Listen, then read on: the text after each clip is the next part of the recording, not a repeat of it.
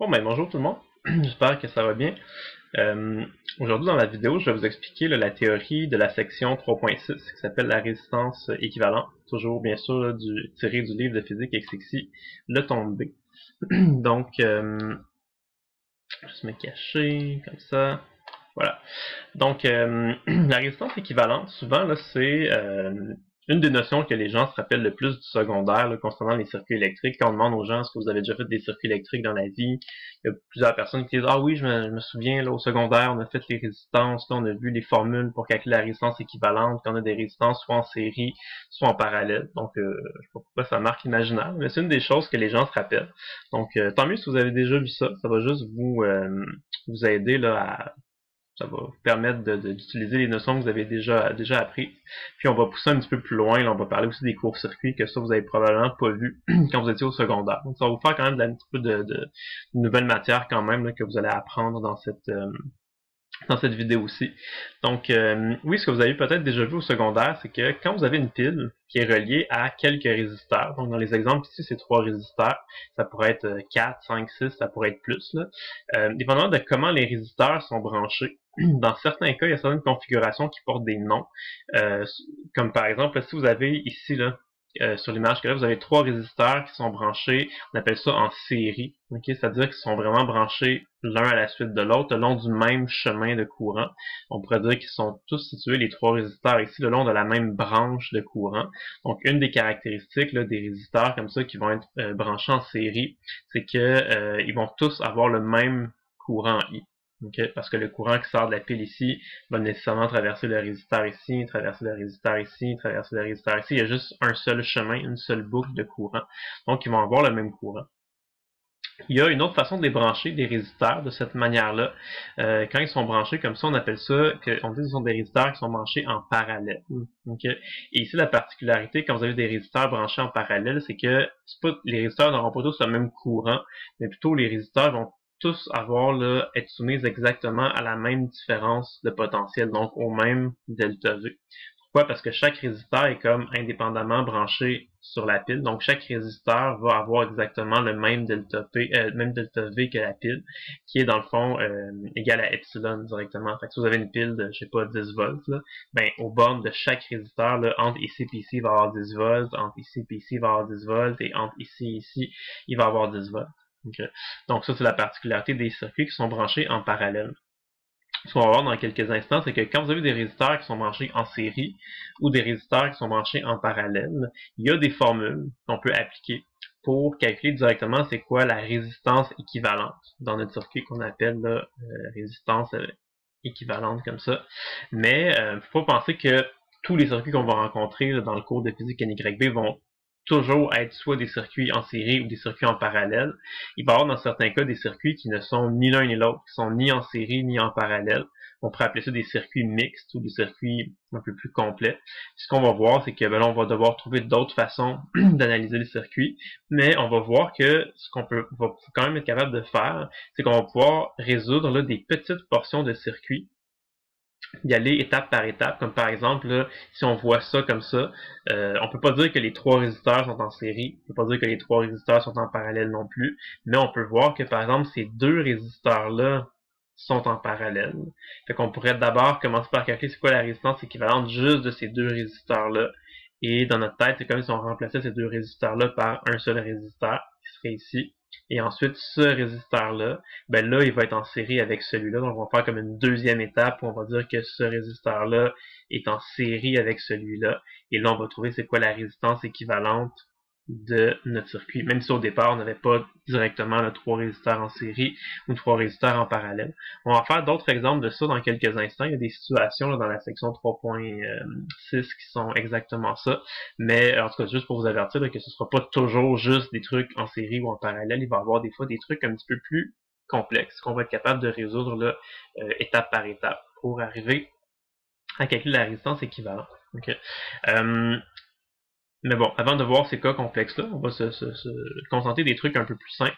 Donc, des trucs que vous avez probablement peut-être déjà vu au secondaire. Vous voyez, là, si vous avez une pile comme ça avec 2 résisteurs qui sont en série, on peut dans notre tête remplacer ces deux résisteurs-là. Donc c'est comme si au lieu dans notre tête de se dire, là, au lieu d'avoir deux résisteurs comme ça, c'est comme s'il y avait un seul résisteur dans notre circuit qui possède une résistance équivalente. Quand vous avez des résisteurs en série, la résistance équivalente, c'est juste la somme des deux, tout simplement. Donc, si vous avez des valeurs, là, disons 5 ohms puis 10 ohms, ben, la résistance équivalente, ce serait 15 ohms, donc juste la somme des deux. Alors que quand vous avez des résisteurs qui sont branchés en série, on peut encore une fois dans notre tête là, calculer la résistance équivalente de ça. Donc, on peut faire comme si on remplaçait ces deux résisteurs-là par un seul résisteur, qui a une résistance équivalente. Et la manière de la calculer, c'est en faisant là 1 sur résistance équivalente égale 1 sur R1 plus 1 sur R2. Donc ça, c'est quand on a des circuits qui sont en parallèle. Les équations que j'ai écrites ici, ce sont des équations qui correspondent au cas où on a seulement deux résisteurs, hein, soit juste deux résisteurs en série ou juste deux résisteurs en parallèle. Mais il pourrait en avoir plus que ça. Il pourrait y avoir, là, je sais pas, là, 3 résisteurs en série ou 4 résisteurs en parallèle. Donc les formules plus générales dans le livre sont écrites comme ça. Okay. Peut-être que ça vous mélange un petit peu les notations avec les I, mais c'est les indices I, c'est juste les numéros des résisteurs. Fait que, RI, là, la somme des RI, ben, I peut être égal à 1, 2, 3, 4, 5, n'importe quel nombre entier. Fait que si vous avez, je sais pas, là, un circuit avec 5 résisteurs, ben, ça va vous dire que 5 résisteurs en série, la résistance équivalente, c'est la somme des RI. Donc, c'est égal à R1 plus R2 plus R3 plus R4 plus R5. Donc, les I, c'est juste ça. Donc, c'est juste les numéros des résisteurs. Et ici, c'est la même chose. Si vous avez, par exemple, 3 résisteurs en parallèle, ben, la résistance équivalente, ce serait la somme des 1 sur RI, puis tout ça exposé en moins 1. Donc, on pourrait avoir là 1 sur R1, plus 1 sur R2, plus 1 sur R3, et ensuite on met tout ça à la moins 1, ça nous donne notre résistance équivalente. Donc, ça, ce sont les deux équations que vous allez retrouver dans la section 3.6 pour les résistances en série et résistance en parallèle. Donc, juste faire quelques petites questions comme ça pour bien voir si on comprend bien. Donc, évidemment, entre ces deux formules-là, la formule de la résistance équivalente en série est relativement simple. C'est tout simplement juste la somme des résisteurs. Donc, souvent, les gens se mélangent pas avec ça. C'est plus avec la résistance équivalente que des fois, les gens, ça les mélange. Il y a des fractions, 1 sur quelque chose, faut inverser ça. Puis, des fois, les gens, ça les perd un peu. Puis, parfois, les gens n'ont pas nécessairement la bonne intuition quand vous avez des circuits qui sont en parallèle. Donc, c'est pour ça que je vais poser la petite question ici. Vous pouvez prendre le temps d'y réfléchir un petit peu, arrêter la vidéo au besoin, et ensuite continuer pour voir c'est quoi la bonne réponse. Donc, si je vous demande, là, on a un circuit qui est ici, puis je vous dis, là, donc, à mesure qu'on ajoute des résisteurs identiques R au circuit parallèle ci-contre, la résistance équivalente entre les points P et Q, que ça va augmenter, demeurer le même ou diminuer. Donc, imaginez qu'on a le point P puis le point Q. On pourrait brancher, là, si ça vous aide à réfléchir, on pourrait brancher une pile, par exemple, là, entre le point P, comme ça, puis le point Q. Donc, si on branche une pile entre le point P et le point Q, il y a du courant là, qui va circuler dans notre circuit. Ces résisteurs-là, on voit que ils sont branchés en parallèle. Okay? Donc, pour l'instant, on en a 4 là, sur le schéma, mais si on en mettait un 5e, un 6e, un 7e, un 8e, donc au fur et à mesure qu'on ajoute des résisteurs, qu'est-ce qui va arriver avec la résistance équivalente entre le point P et le point Q? Ça va-tu augmenter, demeurer la même ou diminuer? Donc, pensez-y quelques instants. Puis quand vous serez prêt, vous pourrez juste poursuivre la vidéo. Donc, la bonne réponse ici, c'est que la résistance équivalente va diminuer. Okay. Il y a beaucoup de personnes qui ont tendance à répondre le numéro A parce que c'est comme, je sais pas, c'est les gens pensent dans leur tête que plus qu'on ajoute des résisteurs dans un circuit, les gens pensent que si on ajoute un autre résisteur ici, puis un autre résisteur ici, puis un autre résisteur là, les gens sont portés à croire que plus qu'on ajoute des résisteurs dans un circuit, plus que ça va résister, donc plus que ça va faire une résistance équivalente qui va augmenter parce qu'on met de plus en plus de résisteurs. Okay. C'est pas tout à fait ça. Regardez comme il faut la formule. Hein. Quand vous avez un circuit qui est en parallèle, la résistance équivalente, c'est la somme des 1 sur RI. Et ensuite, tout ça, on met ça à la moins 1. Okay. Donc, si on a là, plus qu'on va acheter des résisteurs ici, on va acheter des termes ici. On aura là 1 sur R1, plus 1 sur R2, plus 1 sur R3, plus 1 sur R4. Si on ajoute un 5e ou un 6e, là, il va falloir que j'ajoute 1 sur R5, plus 1 sur R6. Donc, plus que je rajoute des résisteurs, plus que ce terme-là va augmenter. Je sais que c'est une fraction, là, c'est 1 sur R, mais peu importe, si on additionne de plus en plus de nombres ensemble, même si c'est des nombres fractionnaires, plus qu'on additionne un grand nombre de fractions, plus que ça donne un gros résultat. Et après ça, ce qu'on fait, c'est qu'on met ça à la moins 1. Fait que si vous avez un chiffre plus gros que vous mettez à la -1, ça va faire une résistance équivalente qui est plus petite. Hein. C'est pour ça que la bonne réponse était diminue. En fait, c'est ça. Je sais que c'est un peu bizarre, puis c'est peut-être un petit peu contre-intuitif là, à comprendre des circuits en parallèle. Mais ce qui arrive, c'est que si vous mettez plus de résisteurs comme ça dans un circuit en parallèle, c'est que d'une certaine façon, ça va offrir au courant un plus grand nombre de chemins pour passer. Donc, quand le courant va arriver ici, là, il va se diviser. Donc, une partie va venir traverser ce résisteur-là, une partie va venir traverser ce résisteur-là, une partie va traverser ce résisteur-là, une partie ce résisteur-là, et ainsi de suite. Fait que si vous achetez des nouveaux résisteurs, ça fait des nouveaux chemins pour le courant, donc du courant qui va passer là. Donc, ça fait qu'au total, plus que vous ajoutez des résisteurs, plus qu'il y a un courant fort qui va sortir de votre pile, ici. Puis, c'est ça. Donc, si vous avez un fort courant qui sort de votre pile, ben ça veut dire que votre résistance équivalente va diminuer, hein, parce que delta V est égal à R fois I. Fait que si vous avez là un plus gros courant, un courant qui augmente, votre pile, elle a pas changé, elle a la même électromotance, le même delta V. Donc, si votre courant augmente et que delta V change pas, nécessairement, ça veut dire que la résistance équivalente va diminuer. C'est une autre façon de le raisonner. Mais en tout cas, juste par la formule, on le voit bien. Okay? Fait qu'il faut pas juste se laisser avoir par notre intuition, notre mauvaise conception. Là. On regarde la formule, puis on voit que mathématiquement, plus qu'on ajoute des résisteurs en série, ben, plus que la résistance équivalente va diminuer. Je pense que je viens de dire en série, c'est en parallèle. Plus qu'on met un grand nombre de résisteurs en parallèle, plus que la résistance équivalente va diminuer. Voilà. OK. Un autre exercice pour se familiariser un petit peu et mettre les idées bien en place. Je vous montre ici deux circuits. J'appelle ça le circuit 1, j'appelle ça le circuit 2. C'est comme un copier-coller. C'est le même circuit deux fois, c'est-à-dire que c'est les mêmes composantes. Ce sont les mêmes piles, ce sont les mêmes, ce sont des petites ampoules. Mais les ampoules sur une certaine résistance. Donc, je vais imaginer que ce sont comme des résisteurs, okay, mais ce sont des ampoules. Fait que c'est les mêmes piles, c'est les mêmes ampoules. Okay, les trois ampoules sont identiques, okay, donc ils ont exactement la même résistance. C'est trois copier-coller de la même ampoule. Fait que toutes les composantes du circuit sont les mêmes, mais évidemment, il y a une grosse différence très importante, c'est que les fils de connexion sont pas placés de la même façon. Donc, les ampoules sont pas branchées de la même façon. Vous voyez toute la différence. Donc, les trois ampoules ici sont branchées là en parallèle par rapport à la pile. Alors qu'ici, quand le courant sort, il va juste franchir les trois ampoules successivement l'une après l'autre. Donc ici, les trois ampoules sont branchées en série. Okay, donc c'est ça la grosse différence qu'il y a entre les deux.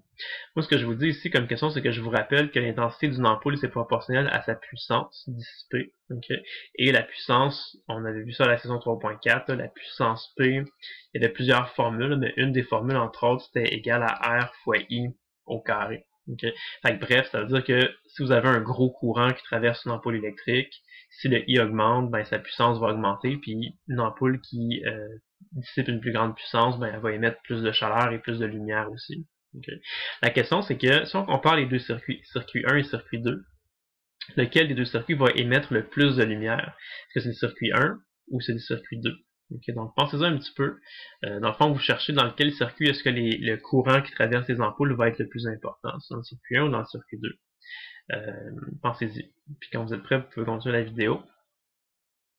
Donc la bonne réponse est dans le circuit 1. Hein, parce que quand vous avez des ampoules comme ça en parallèle, ils vont avoir un plus grand courant que si elles sont branchées en série. Okay. Prenons des chiffres, okay, vous allez le voir tout de suite. Là, disons qu'on imagine les ampoules ont une résistance de 2 ohms, puis les piles ont des électromotances de 12 volts. J'ai pris des chiffres qui arrivent relativement justes, vous allez voir. Ici, ce qu'on pourrait dire, c'est que chaque ampoule va subir la même différence de potentiel, qui va être égale à 12 volts. Okay. Une résistance de 2 ohms soumise à une différence de potentiel de 12 volts, ça fait un courant de 6 ampères.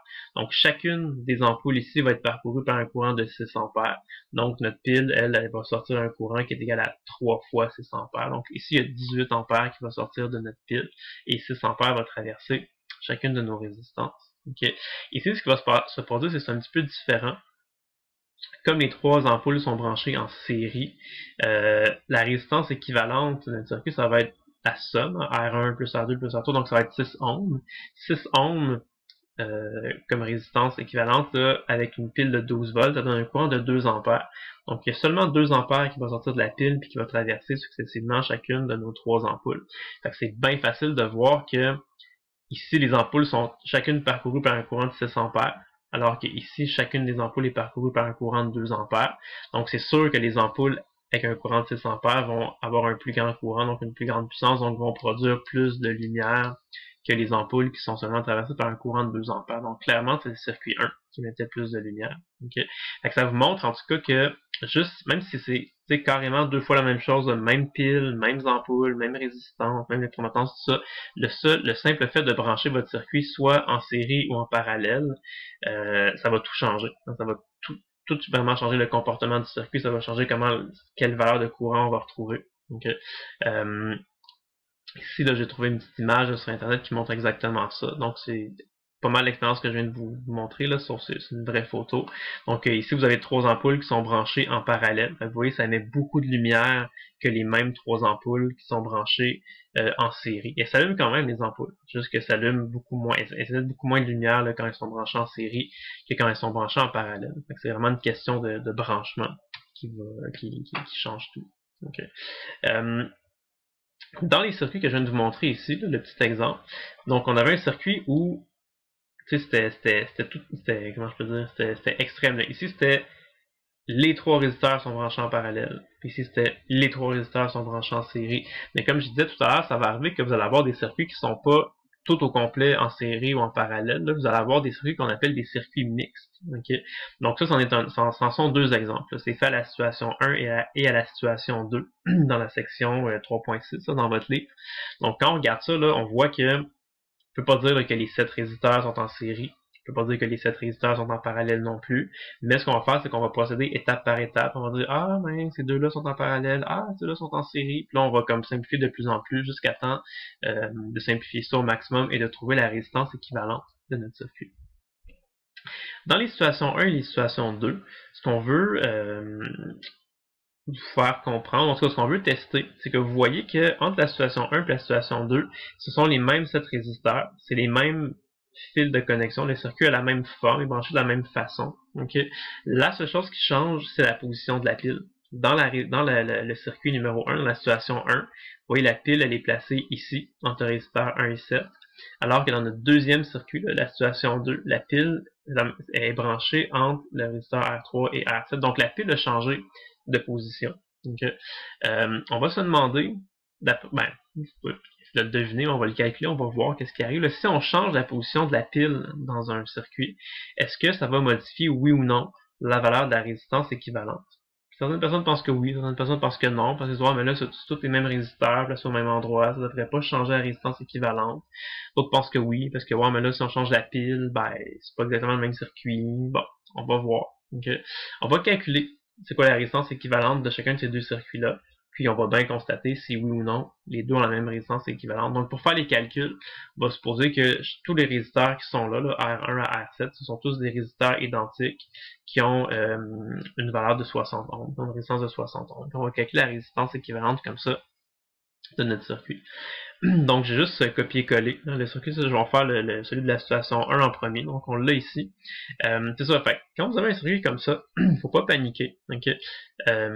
Faut y aller étape par étape. Fait qu'on regarde le circuit. On essaie de repérer là, souvent là, des groupes de 2 résisteurs, ou des fois de 3 résisteurs, là, qui sont en série ou en parallèle.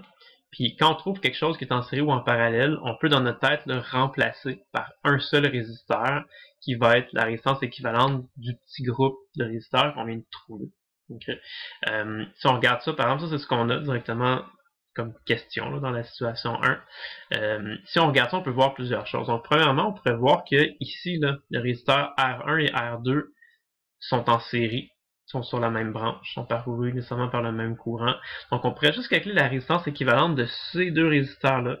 Comme ils sont en série, ce serait juste R1 plus R2. Donc on pourrait les calculer. Avec les chiffres, ça va être 120 ohms, parce que chaque résisteur, c'est 60 ohms.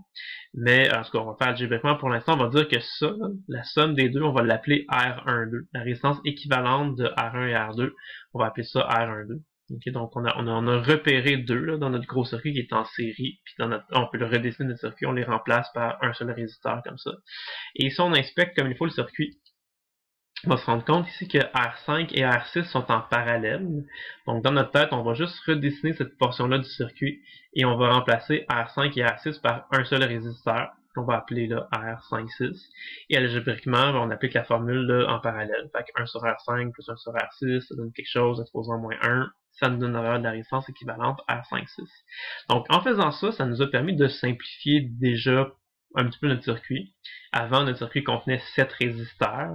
Maintenant, c'est comme si le circuit contenait seulement 5 résisteurs. Donc, ça nous a permis de le simplifier un petit peu. Et en l'ayant simplifié comme ça, il y a d'autres choses qui vont nous apparaître, nous sauter aux yeux. Ici, on voit que, par exemple, R4 et R5,6 sont maintenant rendus là, en série, sont reliés, sont placés le long de la même branche, donc ils vont être parcourus exactement par le même courant. Donc, on pourrait remplacer ça par ce qu'on va appeler le R456, qui serait en série, donc R4 plus R56. On va avoir ça comme ça.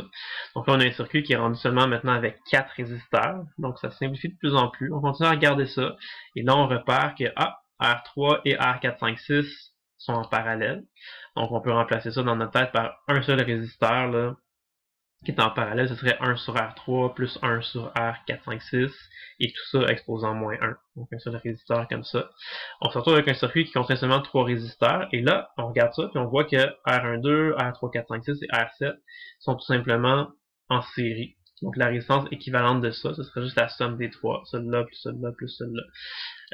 Je l'ai fait juste en algèbre, j'ai pas fait les calculs au fur et à mesure, c'est juste pour vraiment vous démontrer l'idée qu'on y va étape par étape. Mais si on faisait les calculs, là, on obtiendrait comme résultat là, une valeur de 216 ohms. Donc le gros circuit que je vous avais montré au début, celui de la situation 1, sa résistance équivalente sur un calcul, c'est 216 ohms. Okay. Alors, on dit maintenant avec les circuits de la situation 2. Donc, c'est pratiquement la même chose. C'est juste que la pile n'est pas placée entre R1 et R7. La pile est maintenant placée entre R3 et R7. Donc, la pile a changé de position. Okay. Mais encore là, on regarde ça. On essaie de simplifier. Okay. Qu'est-ce qu'on peut constater? Ben là, une chose un peu bizarre, c'est que comme la pile est placée ici, on remarque que, par exemple, là, R1, R2 et R7 sont en série, sont le long de la même branche. Donc on pourrait remplacer ça dans notre tête par R217, R2 plus R1 plus R7. Okay. Sinon, la partie qui est à droite ici, je ne l'ai pas détaillée parce que c'est la même chose que tantôt. Là, R5 et R6 sont en parallèle. Et ensuite, R4 et R56 sont en série. Donc, tout ça ici, on peut le remplacer par un seul résisteur qu'on appelle R456, comme on a fait dans le circuit précédent. Donc là, on a fait quand même beaucoup de simplifications. Ces trois résisteurs-là sont rendus un seul résisteur. Là, R2, R1 et R7, c'est rendu un seul résisteur. Donc, on se retrouve à avoir seulement 3 résisteurs ici. Okay. Puis on a à cette étape-là, quand je demande aux gens c'est quoi la prochaine simplification qu'on peut faire, il y a plusieurs personnes qui tombent un peu dans le piège, puis ils disent R3 et R456 sont en parallèle. Okay. Mais non, ils sont pas en parallèle. Okay. Ce qui est en parallèle, c'est R217 et R456. Okay. Ça, c'est un petit peu plus difficile à voir. Okay. Mais comment on peut le voir? Moi, ce que je vous conseille parfois, c'est de redessiner le circuit. Imaginez que vous avez le courant là, qui sort de votre pile, puis essayez dans votre tête, si vous voulez, si on veut, raconter l'histoire du courant. Qu'est-ce qui se passe avec le courant? Okay, vous allez comprendre ce que je veux dire. Je vais le redessiner avec vous. Je vais vous montrer un exemple. Donc, imaginons qu'on a du courant qui sort comme ça, le courant conventionnel, là, qui sort de la borne positive de notre pile. Donc, en sortant de la pile, le courant, qu'est-ce qu'il fait? C'est qu'il traverse notre résisteur R3 et ensuite, il arrive à un nœud, qui est donc un endroit qui va se diviser en deux parties. Fait qu'une partie du courant qui va aller à gauche, une partie du courant qui va aller à droite. Okay. Redessinons juste ça pour l'instant. Ce qu'on a dit, c'est que on n'avait juste pas interféré avec la place. Fait que donc, on a notre pile qui est comme ça. Okay, là, ce qu'on dit, c'est que le courant sort de la pile. En sortant de la pile, il va traverser le résisteur qui s'appelle R3. Et ensuite, il va arriver à un nœud. Et là, le courant va se diviser en deux chemins, donc à gauche et à droite. Donc, il va y avoir comme deux possibilités, comme ça. Si le courant va par exemple à gauche, qu'est-ce qu'il va faire? C'est qu'il va aller dans un chemin et là, il va traverser le résisteur R217 et ensuite, il va revenir à un autre nœud. Okay. Donc, si on allait à gauche, on traversait un résisteur qui s'appelle R217. R217 et ensuite ça se rejoint à un certain nœud puis ça va continuer plus tard. Okay. Si on allait à droite, qu'est-ce qui se produisait? Si on va à droite, le courant il circule, là il traverse le résisteur R456 et il revient au même point qu'on a identifié tantôt. Donc si on allait à droite ici, on traverse le résisteur là, R456 et ensuite le courant il revient au même point qu'on a identifié tout à l'heure. Ok, R456. Une fois que le courant est revenu à ce point-là, qu'est-ce qu'il reste à faire? Il reste juste à retourner dans la borne négative de notre pile. Donc on pourrait imaginer que ça fait une espèce de circuit comme ça. Okay. Là, vous voyez que, bon là, c'est sûr que c'est redessiné, c'est beaucoup plus clair. Comme ça, si je vous montre ça, là, tout le monde va dire, ah ben oui, c'est facile. Là, on voit que R217 puis R456 sont en parallèle. Ok, ben, c'est exactement ça. R217 et R456 sont en parallèle. Ok, c'était peut-être un petit peu plus difficile à voir ici, mais ça se voit quand même. Dans le fond, c'est quand vous avez du courant qui arrive, si le courant se divise en deux parties, fait deux chemins différents et se recombine ensuite au même chemin. Donc, c'est exactement ce qui est illustré ici. Du courant arrive, se divise en deux chemins différents et se recombine ensuite au même endroit avant de poursuivre là, la suite. Ben, c'est ça la définition de quelque chose qui est en parallèle. Fait que c'est R217 et R456 qui sont en parallèle. Okay. Et là, après ça, si on remplace R217 et R456 en parallèle, ben là, cette affaire-là va être en série avec R3. Donc, si on effectue tous les calculs, là, ça donne une résistance équivalente pour le circuit de la situation 2, qui est égale à 120 volts. Okay. Donc, je ne sais pas si vous vous rappelez tout à l'heure, pour le circuit 1, la situation 1, si on le calculait, ça donnait 216 ohms. Je pense que j'ai dit volts, mais c'est ohms. Là. Donc, 216 ohms pour le circuit, pour la situation 1 et 120 ohms pour la situation 2. Fait que vous voyez, ce sont deux résultats qui ne sont pas égaux, hein. C'est différent. Fait que ça ici, c'est pas la même chose que ça. Donc, ce que ça signifie, c'est que la résistance équivalente, ou aussi étonnant que ça puisse paraître, là, ça dépend de la position de la pile dans votre circuit. Fait que si vous changez, même si vous gardez tous les fils pareils, les mêmes résisteurs, tout ça, dès que vous changez la position de la pile dans votre circuit, ça va changer la résistance équivalente. Okay. Pourquoi? Parce que ben, la résistance équivalente, c'est vraiment relié à la façon dont le courant se déplace dans le circuit. Et si vous changez la position de la pile, ben, le courant va peut-être aller dans des directions différentes. Il va peut-être pas rencontrer les mêmes nœuds au même moment, donc il va se diffuser de manière différente et ça n'aura pas la même résistance équivalente. Okay. Donc là, on vient de montrer ça sans l'ombre d'un doute, que dès qu'on change la position de la pile dans un circuit, ça modifie la valeur de la résistance équivalente. Okay. Donc pour cette raison-là, ça implique aussi quelque chose d'autre. Ça implique que la résistance équivalente, c'est défini seulement pour un circuit qui contient une seule pile. Hein. Parce que, tu sais, ça arrive des fois qu'on a des circuits un peu plus complexes. On en avait rencontré dans la section 3.5, des circuits là avec des lois de Kirchhoff, des choses comme ça. Ça arrive des fois qu'on a des circuits avec 2 piles, 3 piles, et ainsi de suite. Mais si vous avez un circuit qui contient plusieurs piles, vous pouvez pas calculer la résistance équivalente, parce que la résistance équivalente, justement, c'est comme un concept qui est défini et qui est applicable si vous avez un circuit qui contient une seule pile. Si vous avez 2 piles dans votre circuit, vous ne saurez pas laquelle des 2 piles sur laquelle les 2 piles vous fiez pour savoir comment le courant va se comporter. C'est vraiment quelque chose qui fonctionne quand on a une seule pile. Okay. Fait que si vous avez un circuit avec 2 piles, oubliez ça, vous ne pouvez pas calculer la résistance équivalente. Il faut faire autre chose, il faut faire les lois de Kirchhoff, il faut faire d'autres méthodes qu'on verra dans la prochaine section 3.7. Mais c'est ça, vous pouvez faire la résistance équivalente juste si vous avez une seule pile dans votre circuit. Okay. C'est un peu logique quand on y pense, parce que quand on fait ça, là, c'est bien beau là, vous montrer des formules pour calculer la résistance en série puis en parallèle, mais à quoi ça sert de calculer la résistance équivalente d'un circuit? L'utilité de ça, c'est de trouver ce qu'on appelle I-pile. I-pile, c'est le courant qui va sortir de votre pile. Parce que généralement, quand vous avez un circuit pour lequel vous avez besoin de calculer une résistance équivalente, c'est que vous avez un circuit, vous allez connaître généralement c'est quoi la pile qui est branchée dans votre circuit. Il peut y avoir une seule pile. Fait que souvent, vous connaissez la différence de potentiel ou l'électromotance de votre pile. Et vous connaissez la valeur des résisteurs. Vous savez que, je sais pas là, 5 résisteurs, R1, 2, 3, 4, 5. Vous connaissez la valeur des résistances individuelles, mais vous connaissez pas la résistance équivalente du circuit. Donc, première chose que vous faites, c'est que vous la calculez, la résistance équivalente. Et une fois que vous connaissez la résistance équivalente de votre circuit, vous pouvez donc trouver c'est quoi le I-pile, donc c'est quoi le courant qui va sortir de votre pile. Une fois que vous connaissez le courant qui sort de votre pile, là, ça vous aide à résoudre le circuit parce que ça vous donne des courants que vous connaissez et bon, ça vous aide à résoudre le circuit. Donc cette équation-là ici, c'est pas une équation qui est écrite comme ça, c'est pas une équation principale là, de la section, parce que c'est quoi? C'est que c'est tout simplement la loi d'Ohm. Hein. La loi d'Ohm qu'on connaît qui dit que delta V est égal à RI. La loi d'Ohm peut s'exercer là, autant, normalement c'est pour ça s'exerce aux bornes d'un résisteur, mais dans le fond le delta, si on l'applique là, pour un circuit avec sa résistance équivalente, le delta V, c'est un nombre de volts, c'est l'électromotance de votre pile. la résistance devient la résistance équivalente. Et le courant qui était ici, le courant qui circule dans un seul résisteur, ben ça va être le courant qui va circuler dans la résistance équivalente. Et c'est aussi le courant qui va sortir de votre pile. Parce qu'une fois que vous avez simplifié votre circuit au maximum, et que vous avez trouvé c'est quoi sa résistance équivalente, c'est comme si votre gros circuit très compliqué du départ là, devenait juste un circuit qui contenait une seule pile et un seul résisteur qui a la résistance qui est égale à la résistance équivalente. Votre pile, vous connaissez son électromotance.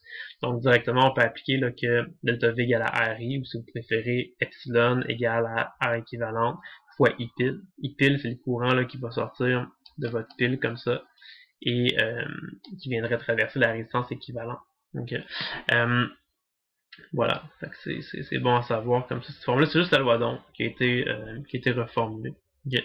C'est sûr que le I-pile, ici, là, si votre circuit est simplifié au maximum de manière à voir ça, ici, I-pile irait traverser la résistance équivalente. Okay. Fait qu'on peut calculer le I-pile, mais si votre circuit de base était plus compliqué que ça, si votre circuit de base, c'était, je sais pas, là, une pile comme ça, avec, je sais pas, là, un résisteur ici, puis là, après ça, deux résisteurs branchés, en parallèle comme ça, puis après ça, je sais pas, ça se rejoignait, mettons, ici, puis on avait peut-être un autre résisteur là, ou peu importe, là.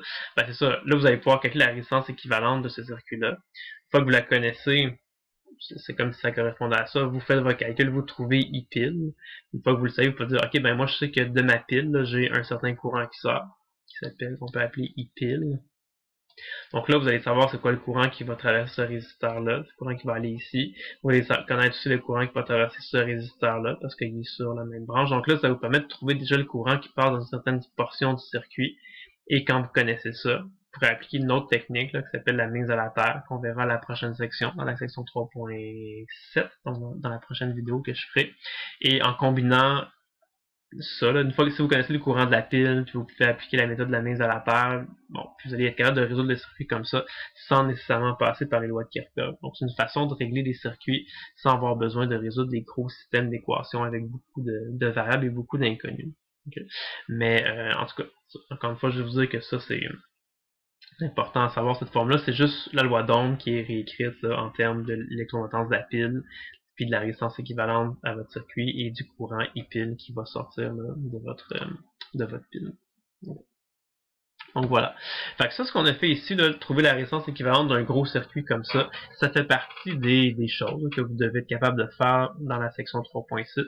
Et ça nous amène aussi de la résistance équivalente à vous parler d'un autre sujet qui s'appelle des courts-circuits, qui se comprend par le biais là, de la théorie de la résistance équivalente. Parce que c'est un sujet un petit peu différent, si vous voulez, qui vient se greffer là, à la section 3.6, mais qui se comprend puis qui s'explique là, avec la même notion que la résistance équivalente. Donc c'est pour ça qu'on en parle ici. Pour vous mettre un peu l'eau à la bouche, on peut dire, là, pour vous piquer un petit peu votre curiosité, je vais vous poser une petite question. Okay, on l'a fait en vox pop. J'imagine que des charges circulent dans une ampoule.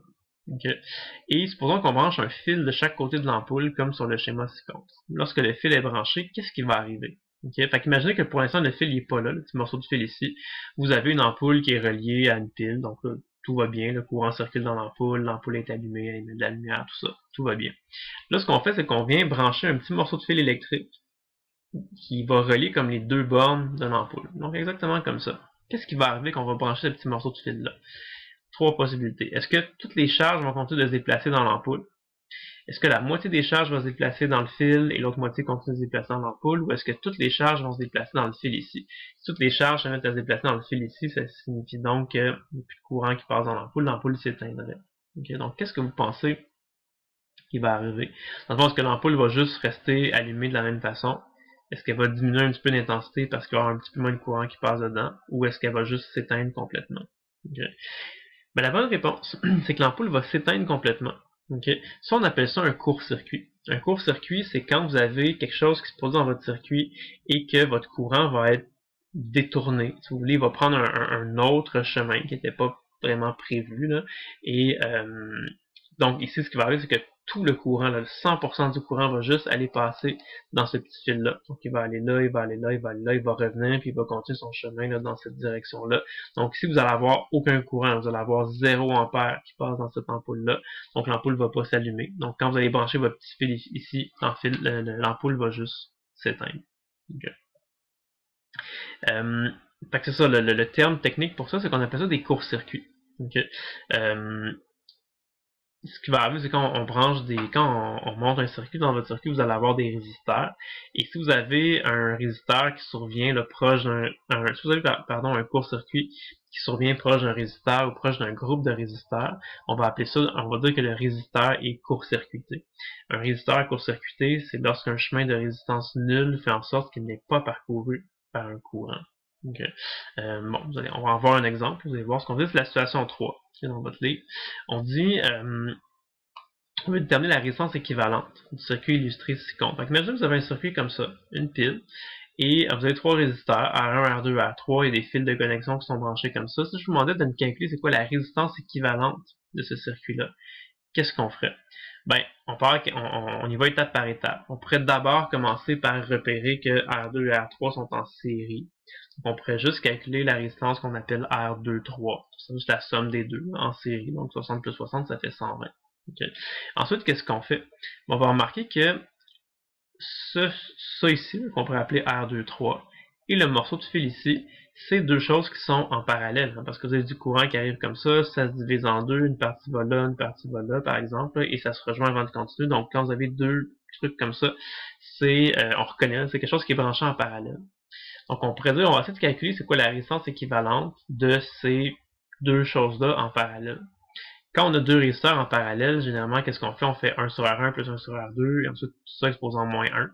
Sauf que là, ici, la résistance, on va appeler ça la résistance CC pour court-circuit, ben, c'est juste un fil. Okay? Si on suppose qu'on a un fil idéal, puis que le fil n'a pas de résistance, ben, ça a une résistance égale à 0, puis la résistance de R23, c'était 120 ohms. Et là, on va voir que la résistance équivalente, ça va être 1 sur 0 plus 1 sur 120. 1 sur 0, ça donne l'infini. Donc, l'infini plus 1 120e, on s'entend, ça donne juste l'infini. L'infini exposé en moins 1, ça donne 0. Okay? Donc, ça veut dire que cette partie-là du circuit a une résistance équivalente qui est égale à 0. Et là, cette résistance équivalente-là se retrouve à être en série avec le résisteur R1. Et quand vous avez deux résisteurs en série, ben c'est la somme des deux, hein, R1 plus R2. Et là, ben lui c'était 0. Donc ça veut dire que la résistance équivalente de votre circuit, c'est 60 ohms. 60 ohms, c'est quoi? C'est la valeur de la résistance de tous les résisteurs. Fait que dans le fond, là, ce que ça vous dit, c'est que quand vous essayez de calculer mathématiquement la résistance équivalente de votre circuit, ça vous indique, ça vous répond dans le fond là, que le courant là, qui sort de votre pile, il va traverser juste le résisteur R1. Parce que le résisteur R1, il y a une résistance de 60 ohms. Fait que si on calcule que la résistance équivalente de notre circuit, c'est 60 ohms, ça veut donc dire que le courant va juste traverser R1. Il va revenir, là, il va tourner comme ça. Il va pas aller passer ni dans R2 ni dans R3. Okay. Donc là, on va dire que les résisteurs R2 et R3 sont des résisteurs court-circuités. Il n'y a pas de courant qui va passer dedans. En raison du fait qu'il y a un chemin de résistance nulle. Donc, s'il y avait un fil qu'on a branché qui n'avait un chemin qui n'avait pas de résistance, une résistance qui tendait vers 0, qui a fait en sorte que tout le courant est allé là et le courant n'est pas allé dans R2 et R3. Okay. C'est ça. Okay. Qu'est-ce que je voulais dire? Je vais penser à quelque chose. Ouais, c'est ça, ok. C'est sûr que, par exemple, quand on regarde ça, là, tu sais, on se dit, tu sais, ça a l'air d'être un peu, même le prochain qu'on va, ben, en tout cas, plus celui-là. Non, en fait, je vais attendre avant de vous parler de ce que je veux dire. On va faire les petits vox pop avant, ça va être plus clair. Ok. En tout cas, pour l'instant, c'est ça. On va faire un autre exemple ici, qui va vous aider à comprendre, puis après ça, je vais vous parler de ma petit truc auquel j'ai pensé. Donc, c'est ça. Ici, un petit vox pop, on vous dit là, le circuit ci-contre consiste en deux ampoules identiques branchées à une pile de 12 volts qui éclairent de façon égale. Donc, initialement, là, vous avez une pile ici, deux ampoules pareilles, et les deux sont allumées, éclairent également. Lorsqu'on va fermer l'interrupteur, la luminosité de l'ampoule 1, qu'est-ce qu'elle va faire? Fait que pour l'instant, l'interrupteur est ouvert, donc le courant passe pas dans ce petit fil-là, parce que c'est même pas un circuit fermé. Ok, ça c'est ouvert comme ça. Fait que pour l'instant, le courant fait juste sortir de la pile, puis traverser les deux ampoules. Les ampoules s'allument, aucun problème. Si on ferme l'interrupteur ici, donc ça, on ferme notre petit mécanisme. Donc si on fait ça comme ça, en fermant l'interrupteur, donc là, on vient de connecter les deux morceaux de fil ici. Là, le courant peut circuler. Okay. Qu'est-ce qui va se produire? Donc, quand on va fermer l'interrupteur ici, qu'est-ce qui va se passer avec la luminosité de l'ampoule 1? Est-ce que la luminosité de l'ampoule 1 va augmenter? Est-ce qu'elle va demeurer inchangée ou est-ce qu'elle va diminuer? Okay. Il va arriver quelque chose dans l'ampoule 2, que vous pouvez essayer de réfléchir qu'est-ce qui va se passer, mais la question c'est qu'est-ce qui arrive avec l'ampoule 1 quand on va fermer notre petit interrupteur? Augmenter, rester inchangé ou diminuer? Ben, la bonne réponse, si vous la voulez, vous continuez, c'est ça va augmenter. Okay. Pourquoi? Parce que là, quand on va fermer ce petit interrupteur-là, là, on vient de causer un court-circuit. On vient de court-circuiter l'ampoule numéro 2, parce que quand le courant va arriver ici, là, le courant va sortir de la pile, va arriver ici, puis là, on voit que la possibilité d'aller ici et la possibilité d'aller ici, c'est deux trucs qui sont en parallèle. Okay?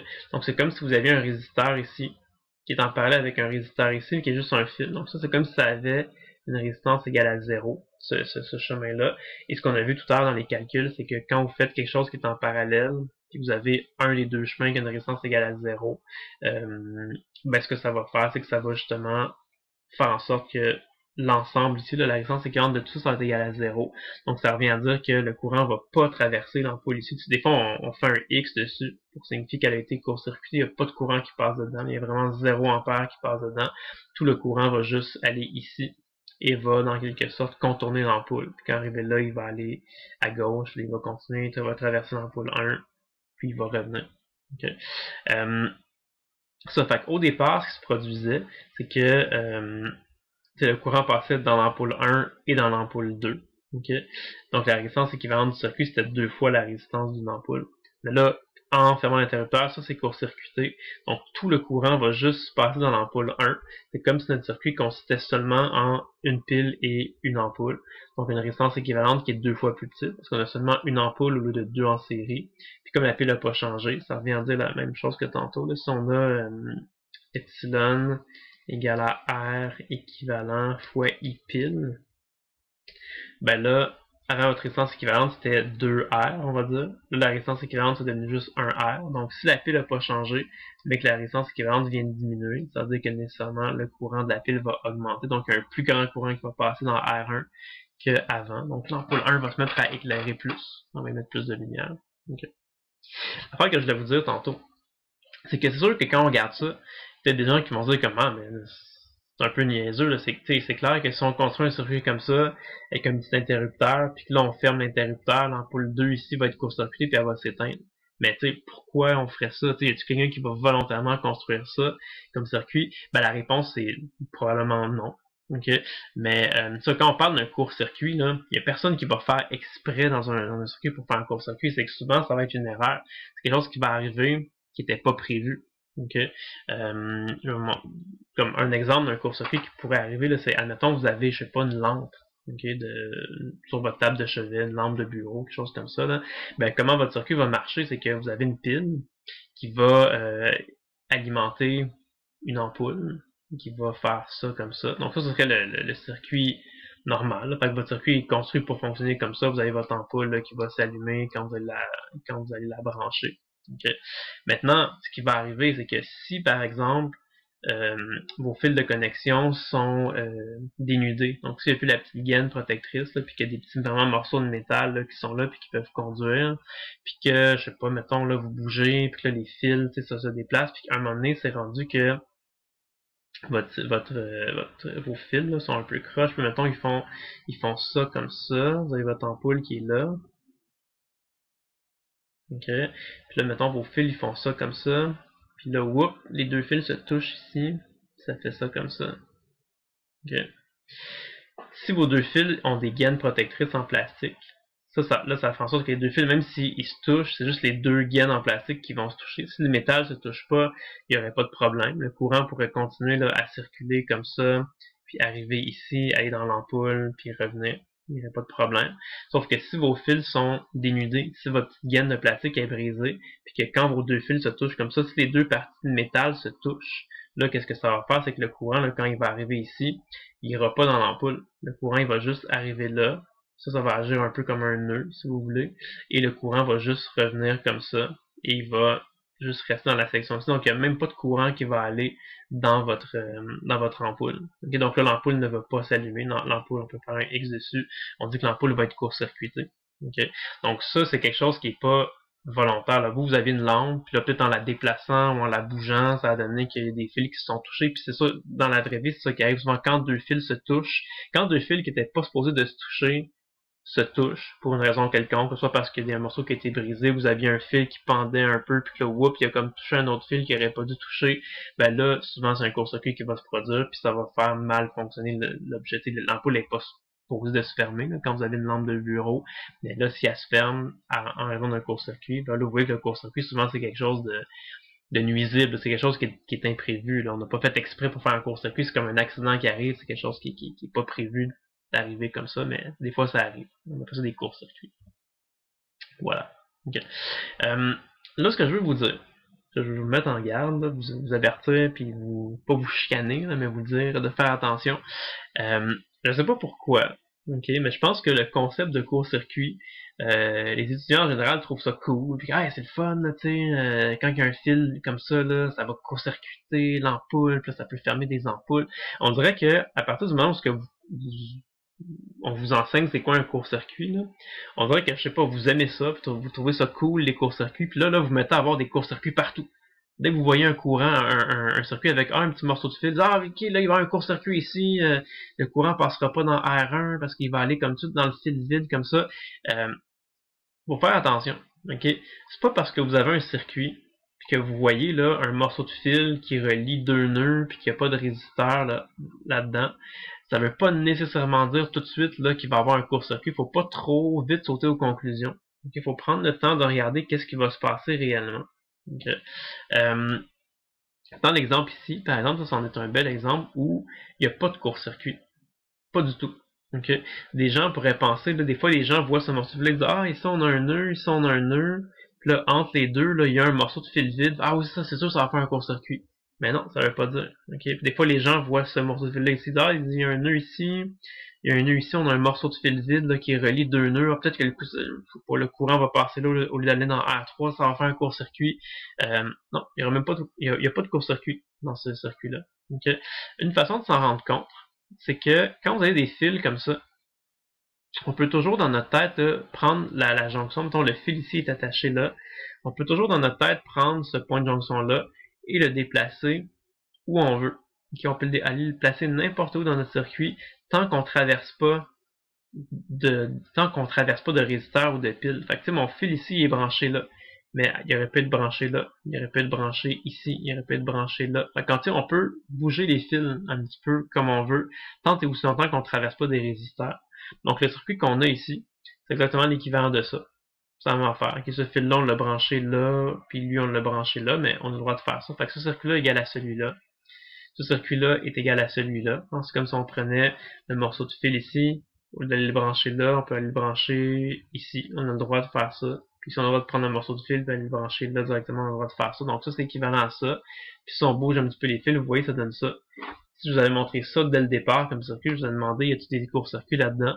Il dit, non, il n'y a pas de court-circuit. Ça, c'est juste trois résisteurs branchés en parallèle. La résistance équivalente, c'est 1 sur R1 plus 1 sur R2 plus 1 sur R3, plus en moins 1. Résistance équivalente de 20 ohms. Il n'y a pas de court-circuit. Okay, fait que vous voyez ce circuit-là, il n'y avait pas de court-circuit. C'est juste trois résisteurs branchés en parallèle. Okay. Fait que ça, je vous dis, faites attention. C'est pas parce que vous voyez un morceau de fil, pas de résisteur dans un circuit, que tout de suite, faut paniquer et dire, il va y avoir un court-circuit. Ça veut pas dire. Okay, des fois, il y en a. Des fois, il n'y en a pas. Okay. Et en terminant la vidéo ici, je vais juste vous montrer comme ça un petit exercice. Okay. Il ressemble beaucoup à un des exercices qu'il y a dans le livre, à la section 3.7. Là, vous allez me dire, ouais, mais là, section 3.7, on est en train de faire 3.6, on n'est pas encore rendu à 3.7. Oui, je suis d'accord. Okay. On n'est pas encore rendu à 3.7. Mais c'est juste pour vous montrer qu'il y a plusieurs façons de repérer, si vous voulez, des courts-circuits. Okay, dans un circuit. On va le faire ensemble. Okay. J'ai trouvé ça peut-être un petit peu difficile, puis c'est normal, okay, parce que la façon que je vais vous proposer pour repérer des courts-circuits, à ce moment-ci, comme on a seulement fait la section 3.6, puis on n'a pas encore fait les sections suivantes, la meilleure façon qu'on a de détecter des courts-circuits pour l'instant, ça va être de redessiner les circuits. Faire un peu ce que je vous ai dit tout à l'heure, comme raconter l'histoire du courant, voir qu'est-ce qui arrive. Puis en redessinant les circuits, ça va vous permettre là, généralement d'y voir un peu plus clair, puis de déterminer qu'est-ce qui va être notre but c'est de trouver ce que des courts-circuits, c'est de faire un X là, sur les résisteurs qui sont court-circuités. Okay? Fait que, je vais le faire avec vous de cette manière-là, mais inquiétez-vous pas, quand on va faire la section 3.7, donc la toute prochaine section qu'on va faire, on va avoir une méthode qui s'appelle la technique de la mise à la terre, et à la fin de la section 3.7, je vais refaire ces 4 exercices-là, et vous allez voir que ça va être beaucoup plus facile là, de déterminer où il va y avoir des courts-circuits, quels résisteurs vont être court-circuités. Okay. Je vais quand même le faire avec vous, avec juste ce qu'on a appris pour l'instant de la session 3.6, juste pour vous pratiquer, pour vous montrer aussi qu'on peut toujours redessiner le circuit. Okay. Fait que si vous regardez, si je vous montre ça comme circuit, je vous demande est-ce qu'il y a des courts-circuits là-dedans, est-ce qu'il y a des résisteurs qui sont court-circuités, est-ce qu'il y a des résisteurs qui sont parcourus par un courant de 0 ampère. Okay. Ben, ce circuit-là, il est encore pas si compliqué que ça. Okay. Mais faites ce que je vous ai dit tout à l'heure, essayez de le redessiner le circuit pour que ce soit plus clair qu'est-ce qui se passe dans le circuit. Donc quand je dis redessiner un circuit, moi j'appelle ça dans ma tête, c'est comme si je voulais raconter l'histoire du courant électrique. Okay. Je dis qu'est-ce qui se passe avec le courant électrique? Mais le courant électrique au début il sort de la pile. Et là ce qu'il fait c'est qu'il avance, whoop, il traverse un premier résisteur. Quand il a fini de traverser un premier résisteur, il arrive à une jonction. Croiser des chemins, si vous voulez. Il peut tourner à gauche, il peut tourner à droite. S'il va à gauche, il va juste parcourir un chemin où il n'y a pas de résisteur et il va revenir à un autre point de jonction. Si à la place, le courant est allé à droite, il aurait parcouru successivement 2 résisteurs, un à la suite de l'autre, avant de revenir au point de jonction et de juste revenir dans la pile. Donc ce circuit-là, je vais vous montrer la solution, c'est exactement la même chose que ça. Hein. Ça, puis ça, c'est exactement la même chose. Okay? C'est sûr que voir ça, c'est beaucoup plus simple que de voir ça. Parce que là, on le voit tout de suite. C'est quand vous voyez là, quand vous regardez cette portion-là du circuit, vous voyez tout de suite que ça, c'est court-circuité. Hein. C'est comme si vous aviez 2 affaires en parallèle. C'est comme si vous aviez cette branche-là en parallèle avec cette branche-là. Puis quand vous avez 2 branches en parallèle et qu'une des branches n'a pas de résistance, ben nécessairement ça veut dire que ça va court-circuiter. Fait que quand le courant va arriver ici, là, 100% du courant va aller là avant de reprendre le chemin ici. Fait qu'il n'y a vraiment aucun courant qui va aller là. Il y a 0 ampère qui va passer dans ce résisteur-là. Il y a 0 ampère qui va passer dans ce résisteur-là. La façon de l'écrire sur des schémas, c'est de faire des X. Quand vous avez un résisteur sur lequel vous tracez un X dessus, ça veut dire que c'est un résisteur qui est court-circuité. Donc, il n'y a pas de courant qui va passer dedans. Okay. Fait que beaucoup plus facile à repérer qu'est-ce qui est court-circuité, qu'est-ce qui ne l'est pas quand vous avez redessiné votre schéma comme ça. Okay. Numéro B, un autre circuit, 2 résisteurs comme ça avec les fils. Est-ce que y a des courts-circuits là-dedans, oui ou non? Bon, des fois des gens pensent que oui à cause du morceau de fil là, ça faut y aller comme il faut. Si on redessine le circuit, qu'est-ce que ça donne? Je vais vous montrer la réponse. Ça donne ça comme ça. Okay? Parce qu'on a notre courant qui arrive ici, traverse la pile, il arrive à un point de jonction, qui est ce point de jonction là ici. Là, le courant il peut faire 2 choses. Aller à gauche ou aller à droite. S'il va à gauche, il va juste traverser un résisteur et revenir à un point de jonction. Donc s'il va à gauche, il fait ça comme ça. Il revient à un autre point de jonction. S'il va à droite, ben, il traverse un résisteur, puis il arrive au même point de jonction. Donc s'il va à droite, il fait ça comme ça. Les 2 chemins se rejoignent au même point. Une fois que ça s'est rejoint au même point, qu'est-ce qu'il reste à faire? Il reste juste à revenir dans la pile. Donc, c'est ce qui est illustré ici.